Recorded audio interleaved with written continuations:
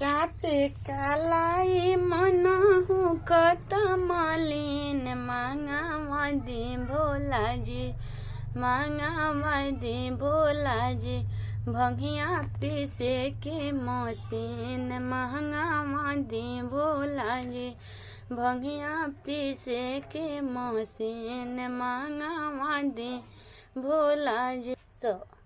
सब सखीलो रहता रे शौकीन से हमरा के डाल दिहनी आफत के भीड़ में। सब सखीलो रहता रे शौकीन से हमरा के डाल दिहनी आफत के भीड़ में।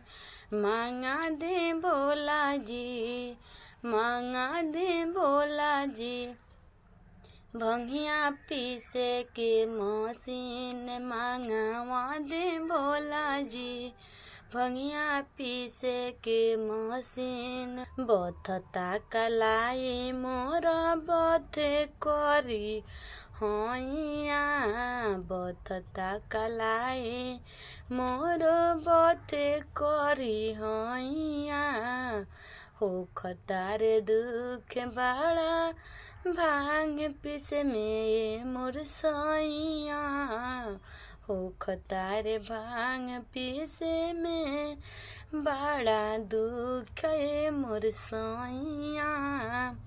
मांगा दे भोला जी मांगा दे भोला जी भंगिया पीसे के मशीन मांगा दे भोला जी भंगिया पीसे के मशीन।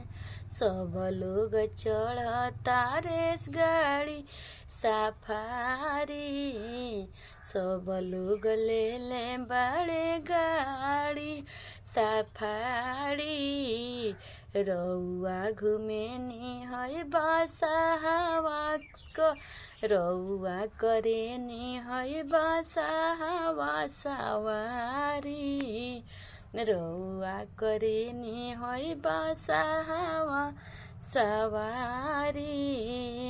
घूमे के मन करे हम के शहर तनी घुमा दी भोला जी तनी घुमा दी भोला जी तनी घुमा दी भोला जी हमके होटल में चाट खिया दी भोला जी तनी होटल में चाट छोला खिया दी भोला जी।